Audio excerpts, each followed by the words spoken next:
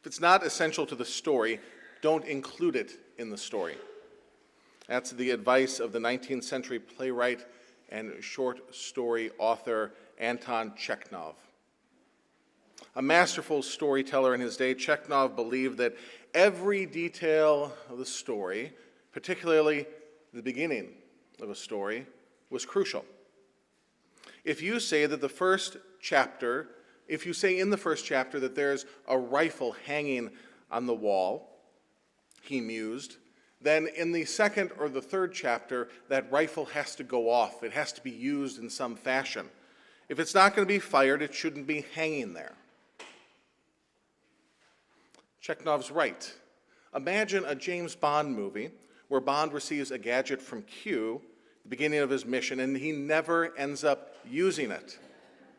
Infuriating. You'd feel cheated. What was the point of us seeing how a pen could double as a grenade if Bond doesn't use it right at the precise moment to get out of a hairy situation? Good writers, they give us clues, even subtly.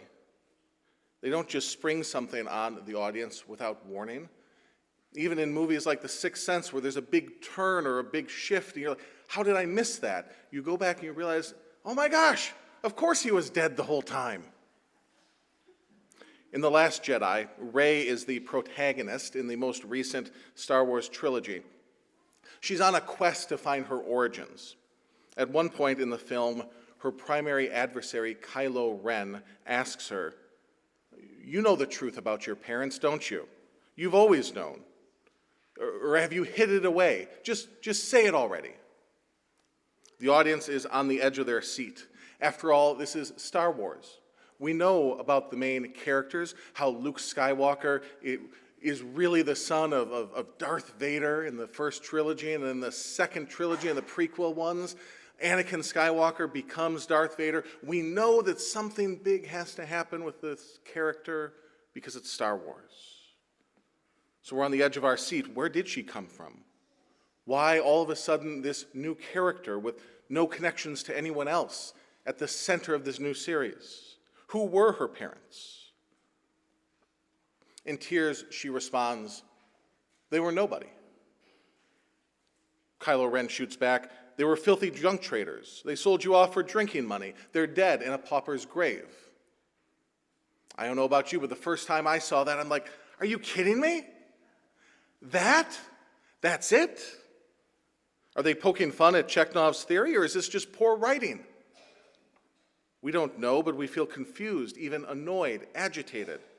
All the focus on her origins this whole way through the movie for this disappointing, anticlimactic moment. Rey, it would seem to the audience, is a nobody. Infuriating. Who wants a nobody for a hero? St. Luke, a thorough storyteller in his day, loves to give historical and biographical bits throughout his gospel. We know in the beginning that he's writing to someone named Theophilus. He talks a little bit about his methodology and what he's doing in this gospel in the beginning.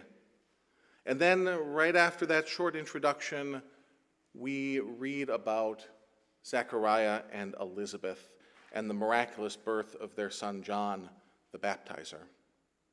We know about John's father, Zechariah. He was a priest of the division of Abijah. John's mother, Elizabeth, was one of Aaron's daughters. And Luke tells us that they were both righteous before God, walking in all his commandments and ordinances blamelessly. It's a good bit of biographical detail about them. They sound like upstanding people, the kind of people that you would be okay sending your kid over to their house for a sleepover, the kind of people that you'd want running things at the church or downtown in the mayor's office. Righteous, obedient, blameless. Oddly enough, right after that, when we encounter Mary for the first time, we're not really given much information about her. Save that she was a virgin betrothed to Joseph. We're told that Joseph is of David's descent.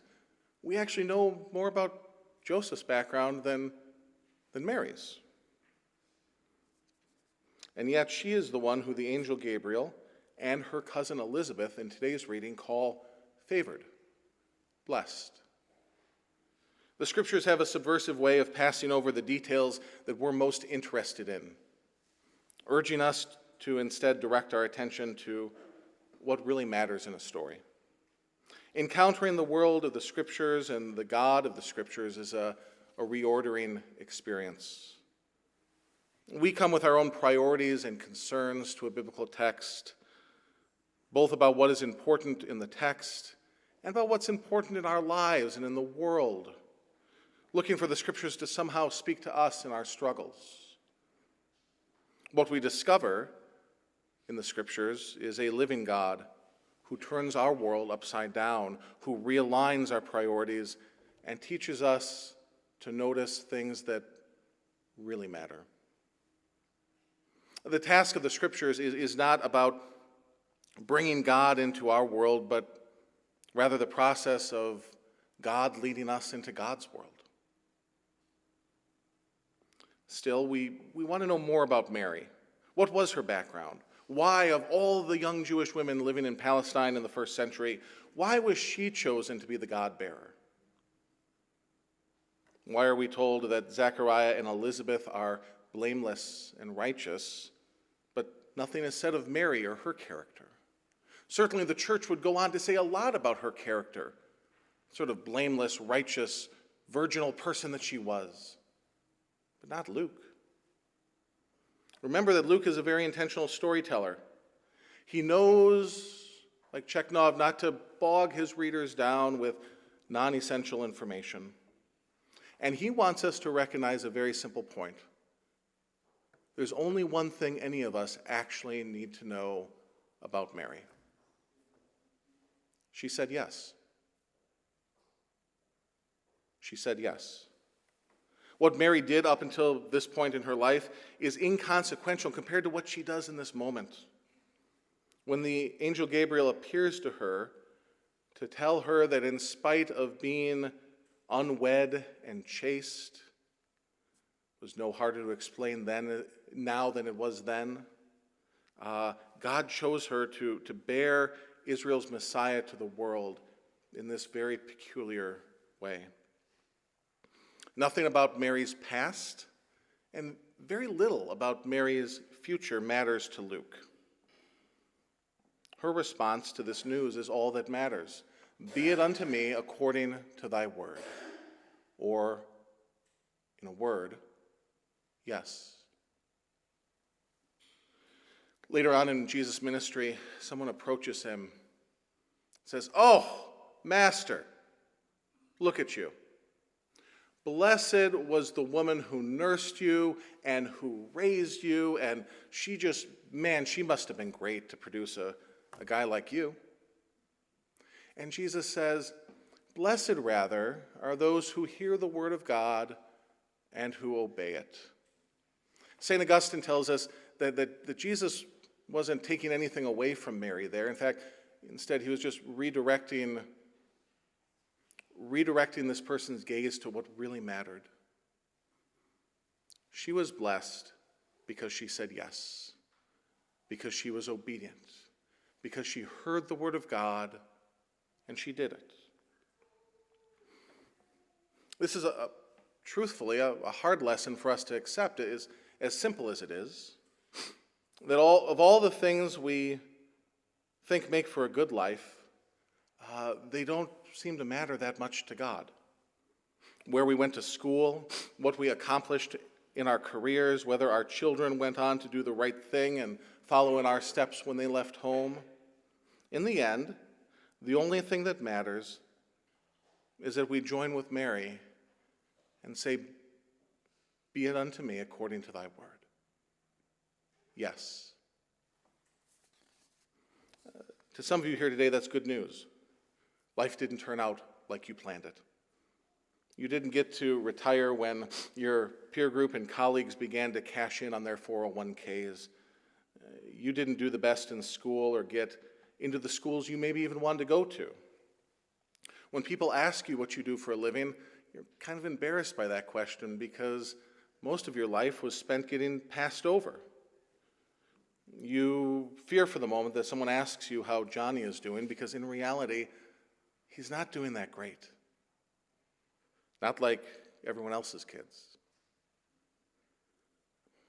For those of you who have made a mess of your life, for those of you who feel less than when mingling with all the other people at the dreaded Christmas parties of this time of the year, Luke's story of the Blessed Virgin is good news. God doesn't care about that stuff either. The only thing that matters to God is not what you've done up until this point, not the decisions you made in college that you regret or after. The only thing that matters is what you'll do today. Will you say yes to God? Will you give your life unreservedly to him, like Mary did, and bear him in your soul to the world? Now, for some of you today, that might be good news. But looking out into the congregation, you're an impressive bunch. I'm not looking at a bunch of nobodies. You've accomplished things in your day. You've worked the system to your advantage. And your retirements and your children have just turned out fine, thank you very much. You don't like being told that there's anything more that you have to do. In fact, it's downright offensive if anyone were to suggest that what you've done isn't good enough. If many of us are honest with ourselves, there's something deeply offensive about this story here today, this story of Mary. And that's why we're so curious to know how she did it. How did she become the God-bearer? What made her worthy? Because most of us, many of us, we're used to figuring it out and being that person who gets it right. Are you willing to accept the fact that God chose her for reasons that had nothing to do with her? Reasons that she couldn't earn or amount to otherwise?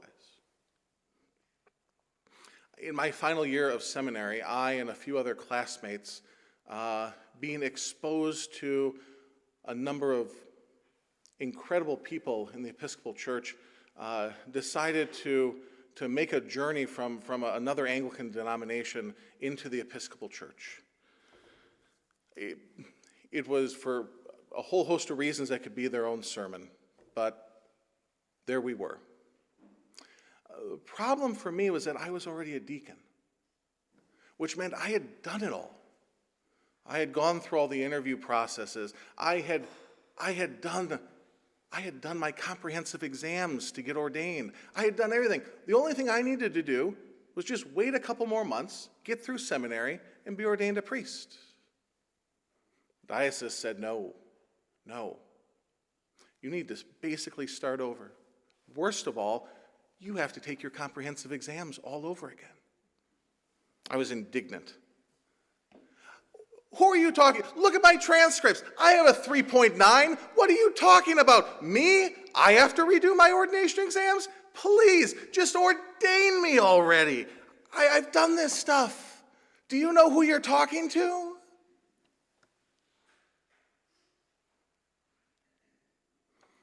He hath cast down the mighty from their seat, Mary sings, and hath exalted the humble and meek. He hath filled the hungry with good things, and the rich he hath sent empty away. The coming of Israel's Messiah introduces a new era for God's people, an era of grace.